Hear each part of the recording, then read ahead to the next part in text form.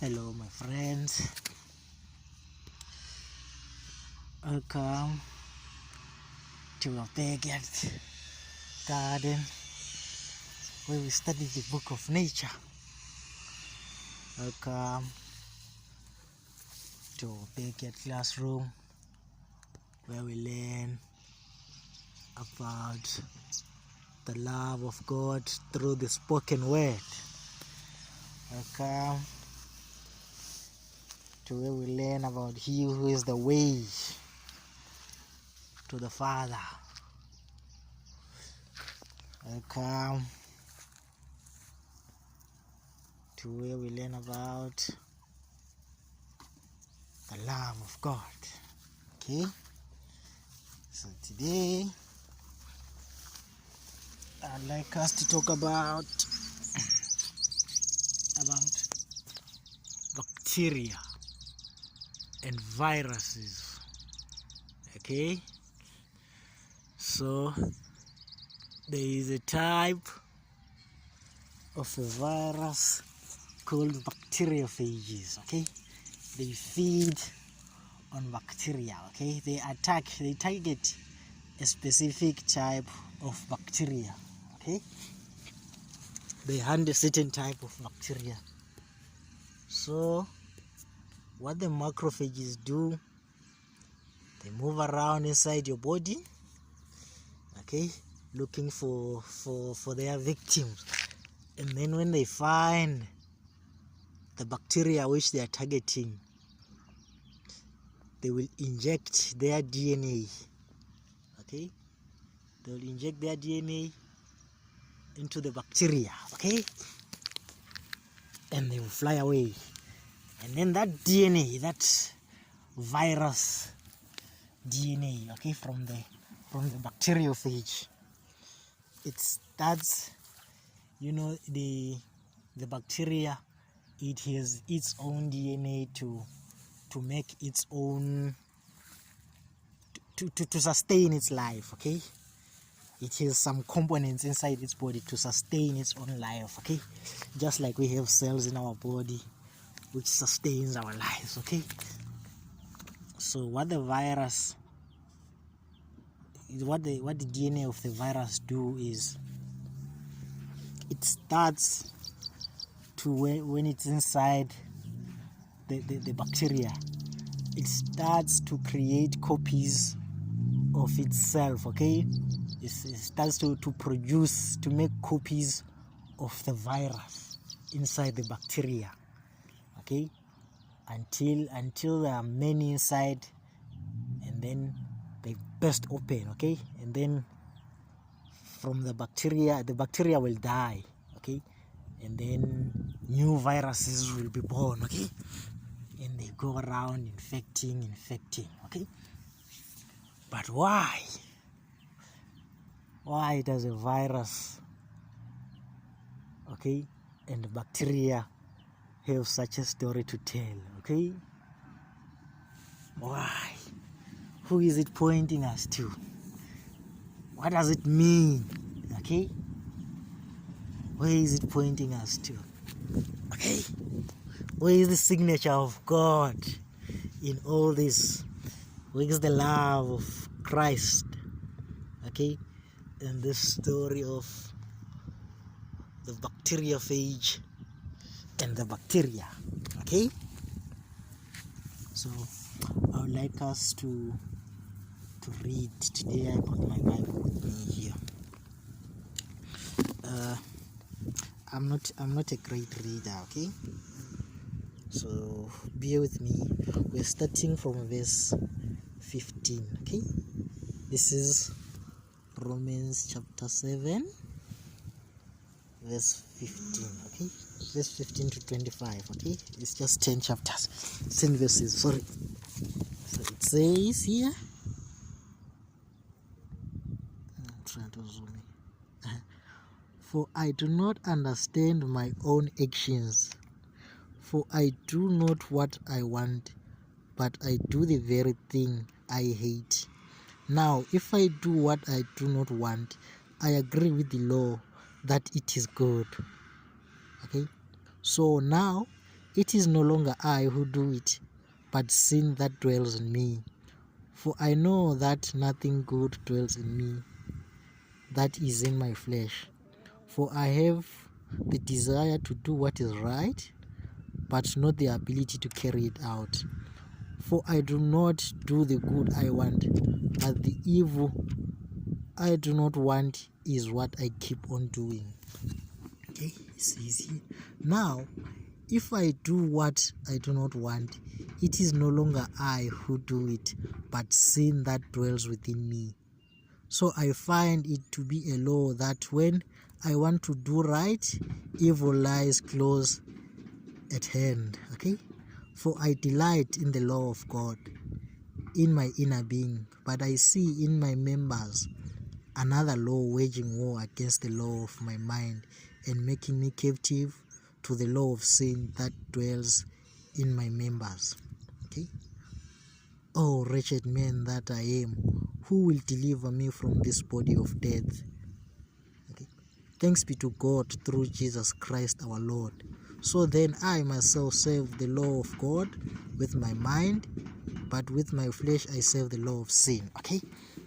So, as we were talking about the bacteria and the virus, the bacteria, it wants to create the things which sustain its life. Okay, it wants to create cells which will support its life. Okay, but there is another now who comes and injects his DNA, okay, and takes over his body. Okay, so the bacteria, it wants to use its machinery, okay, the machine and everything to sustain its own life. Okay, but there is another, okay, the bacteriophage, who injects his DNA and causes copies that will destroy the bacteria. Okay, he wants to do good. Okay, he wants to sustain his life. Okay,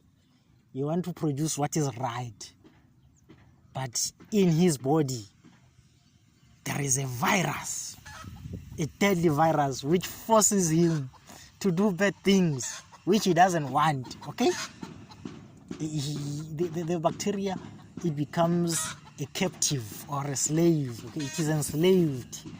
It now does the will of the master. It does no longer want to do it. Okay, but it is forced. Okay, it does the will of the master. Okay, that is what is happening with the bacteria, and that is what we read from Romans. Okay, Romans chapter 7 verses 15 to 25. Okay, this is us. Okay, we are the unfortunate bacteria. Okay, and then sin is the microphage. Okay, it is within our DNA. Okay, it forces us to do what we don't want to do. We agree with the law of God that it is holy and righteous and it is ought to be obeyed. But this bacteriophage, okay, inside our body, it is warring against our members, forcing us to do that which we do not want to do. Okay, that is us and sin.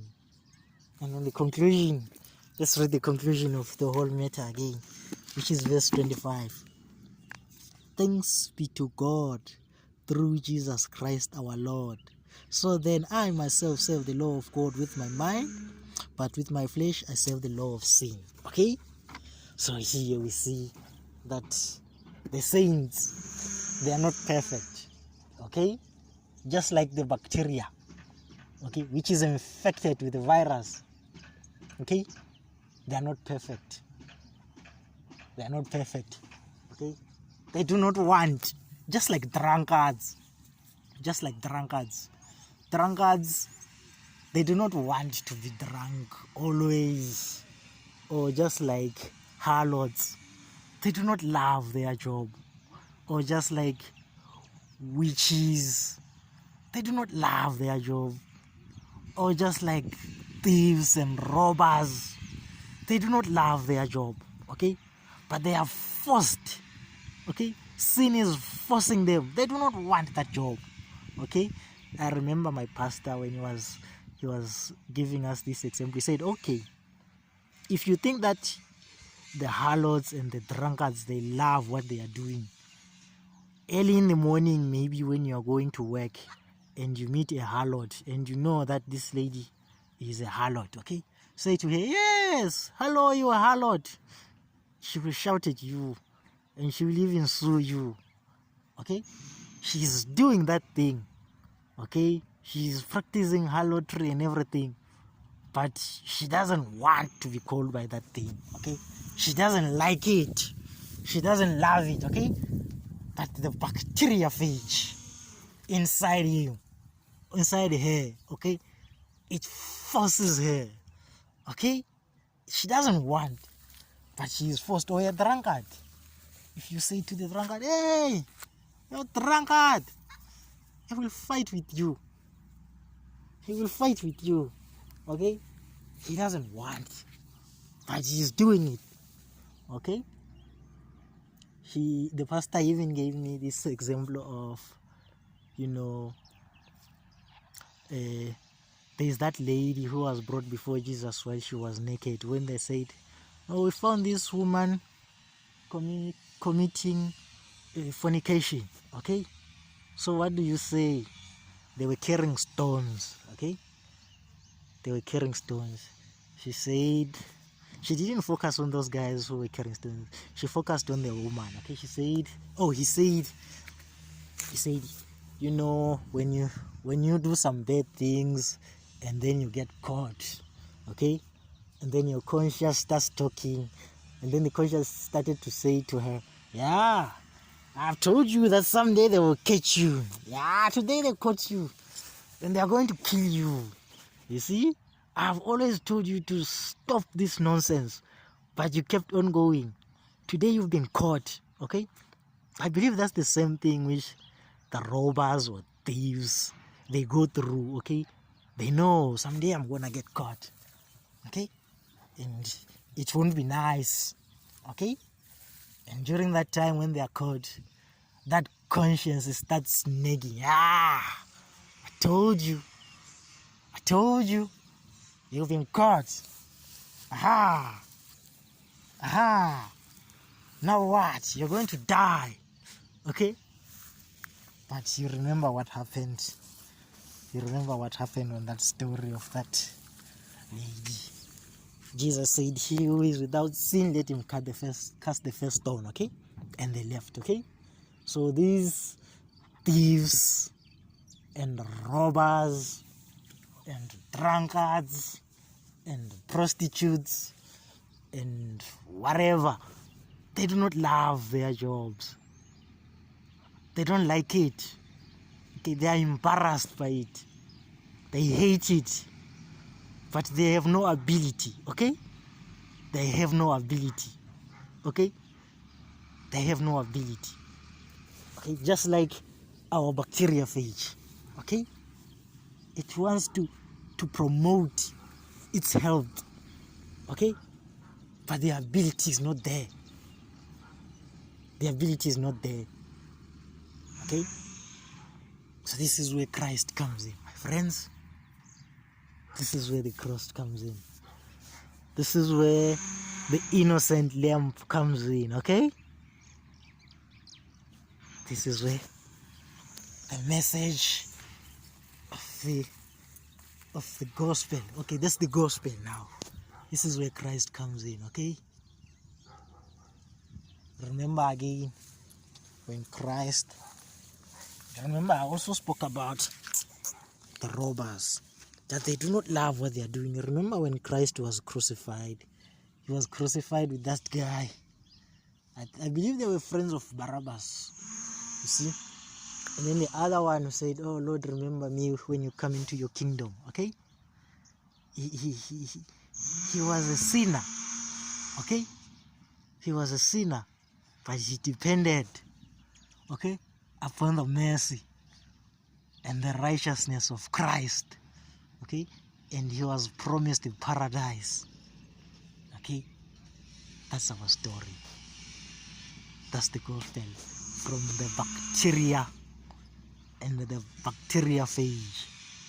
Okay, that is Romans chapter 7, verse 15 to 25. Thank you, my friends.